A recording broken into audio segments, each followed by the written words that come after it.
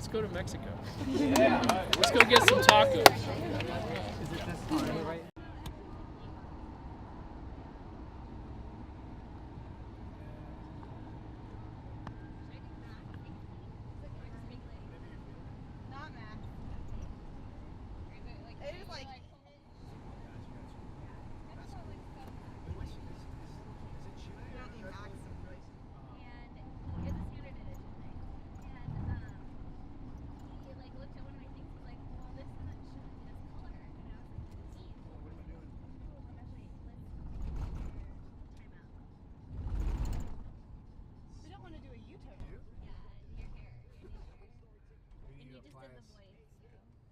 Am I good on that side? No.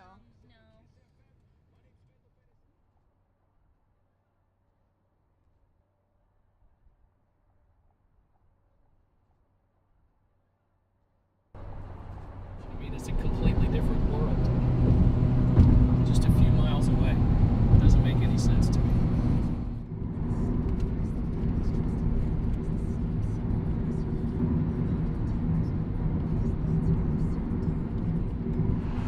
Underneath this road, there's aqueducts that come from each of these streets and run out into the river. Concrete aqueducts, there's people living in all of them. And all along here, there would be taco stands set up for the guys that were getting ready to hop the fence and run for it. It was like their last meal before hitting the U.S. But it's not like that now. There's a DMZ between here and for the next mile. Nobody gets through here. If you could get over that fence, which you cannot.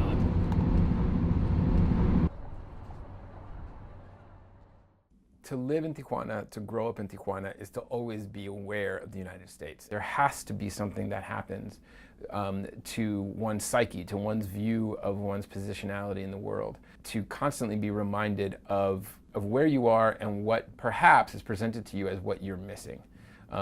You're not missing anything, of course, but you're made to feel that you're missing something. And to know that what you're told that you're missing is just over that fence or is just on the other side, that produces this kind of tension that I think a lot of Tijuana deals with, which is being so close to the United States and so far from its wealth. And that inevitably is going to produce a kind of economic condition and a cultural condition that I think does inevitably perhaps shape some members of the population's way of seeing the world. How do I say miss you?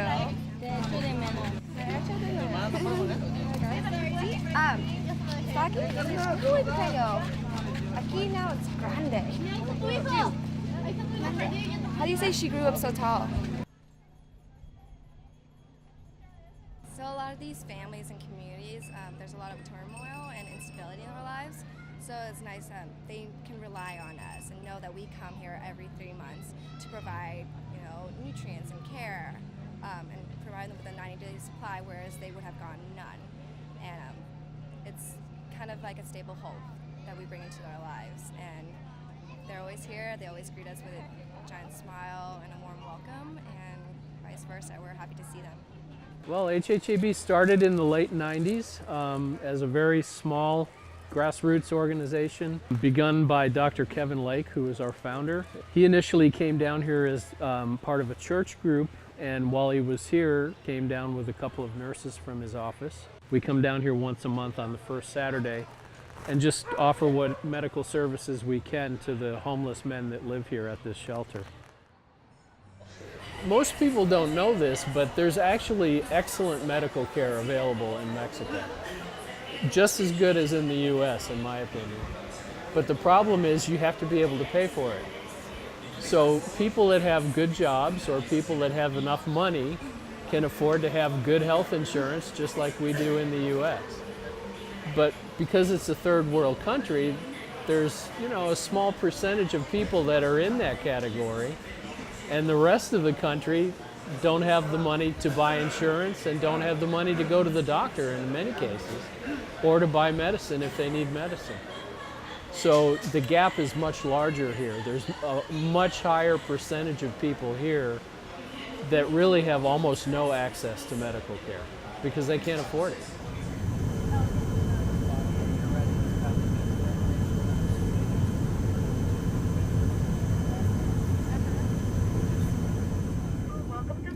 Mercado.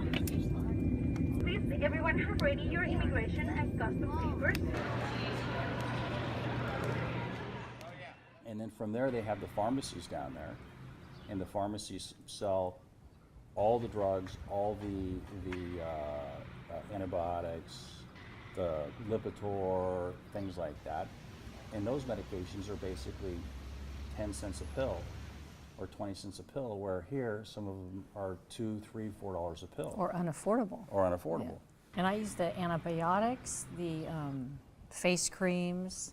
He buys the antibiotics for himself, like zithromycin, and then I take amoxicillin, and much cheaper. You can get them in large doses, and then we also buy other pharmaceuticals. They have Lipitor, like he mentioned, and Lipitor is very expensive here in the United States. So that's what we do. That's why we do it, and we go on a regular basis.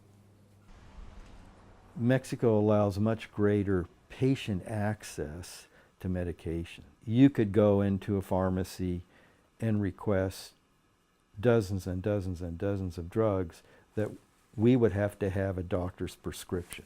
But that freedom for Mexicans also applies to foreigners. Much of the exchange in people between the two countries has to do with economic conditions. Well, my name is Rosa Maria Macias, and I was raised in Mexico City. This one right here is Nordinet. This is the one I use for migraines. Now, if I want to get this medication here in the United States, there's places that can get it. But only for this one, only this, it cost me like $15. Now, it obviously, comparing to the whole box, if you go over there, it's like $4. So whenever I go, I have a chance, I bring quite a boxes.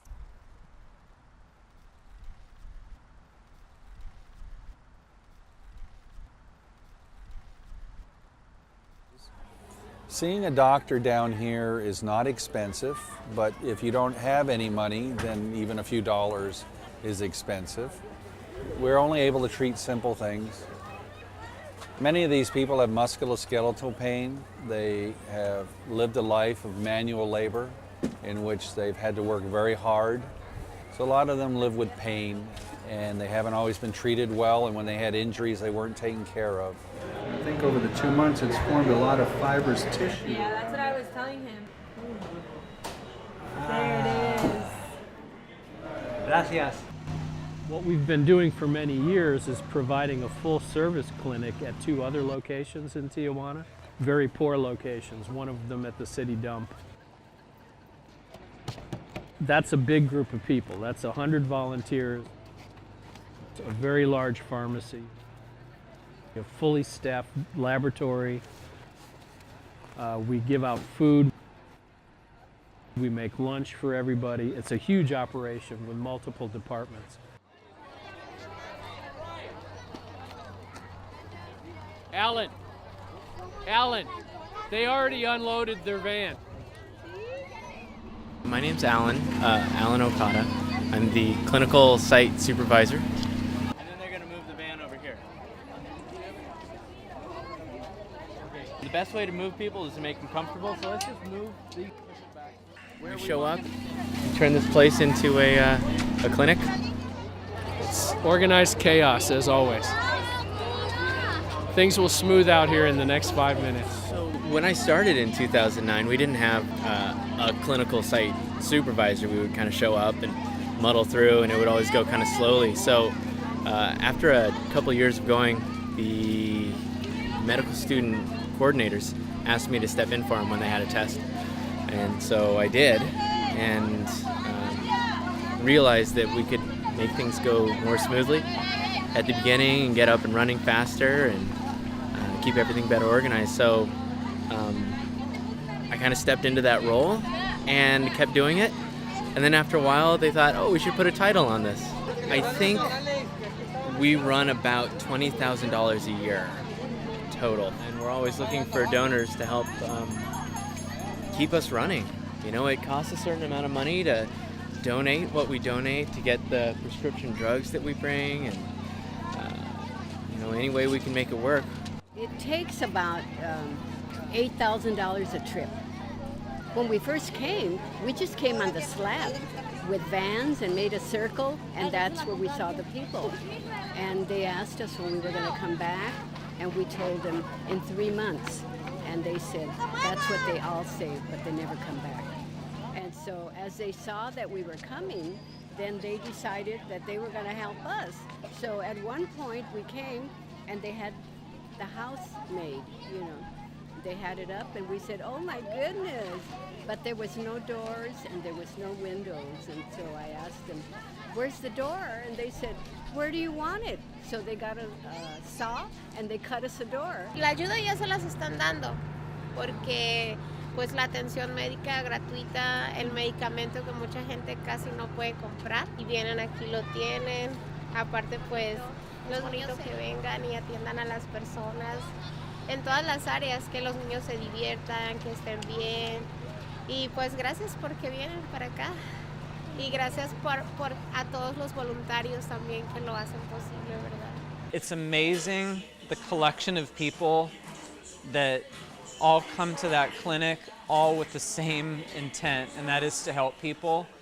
And it's an amazing group of people. The volunteers that are part of this are, I would say that I look forward to this trip like I look forward to a vacation, because we're all here with the same intent, and we all do it with a smile on our face and a joy in our heart, and you get back from this trip and you feel so uplifted, and that carries you through till the next trip. So every 3 months I look forward to this. Oh, you are so pretty. You are. I love you. You gotta just smile, smile, smile, smile. We don't have everything. There's a lot of things that we're missing. We don't have a lot of equipment. We don't have every medication that we might need. But I feel like you really do see how every little bit counts when you come to places like this. Not only in just like what we're able to do, but just the gratitude that the patients have for our work and every little bit that we can help them out with. It's very obvious that they're so appreciative of it, and it's really rewarding to see that.